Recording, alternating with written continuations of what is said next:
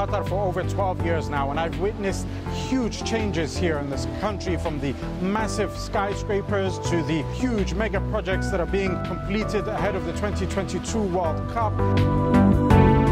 But the transformation that has occurred over the past 12 months alone has arguably been more important, more significant, and will probably be longer lasting. That's because 365 days blockade have impacted on Qatar's fabric, the society, national pride, vision, and identity of this country.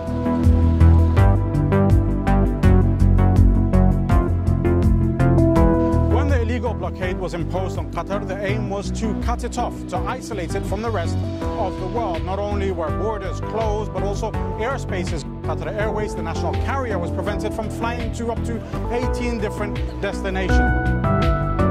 So, what's been the response over the past 12 months? Well, actually, Qatar has become more open and more welcoming to the world. Up to 80 nationalities can now come to visit Qatar, visa-free or obtaining visa on arrival at Hamad International Airport.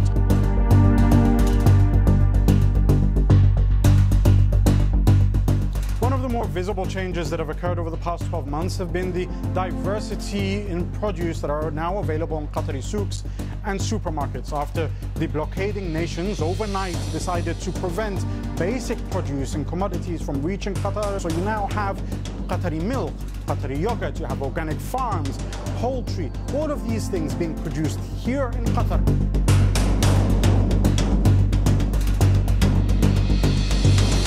Producing its own goods, one of the things that have helped enrich the Qatari markets is the opening of Hamad International Port to break free from the shackles of depending on some of the regional countries, particularly the United Arab Emirates, when Qatar used to depend on the use of Jabal Ali Port. And what we've seen over the past 12 months is every single project related to the Qatar 2022 World Cup, in terms of the roads, the highways, and more importantly, the metro system that is being built, all of those have been met on time.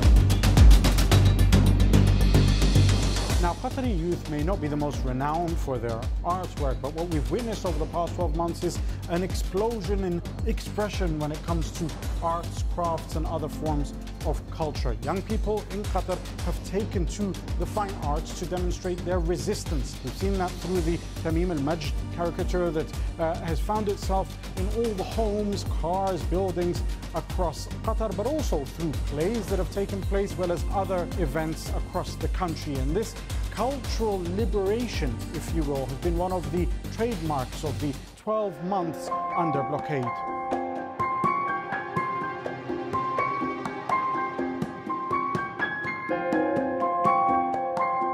For me, the most important and heartwarming transformation that I've witnessed take place here in Qatar as a direct result of 365 days under blockade has been the coming together of people living in Qatar.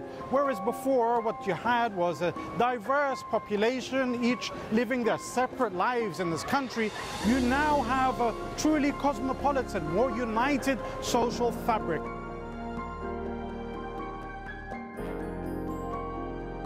People from all walks of lives, all different nationalities have united, not only behind the leadership of this country, but united in resistance, saying together in one loud voice, "We are Qatar, now stronger."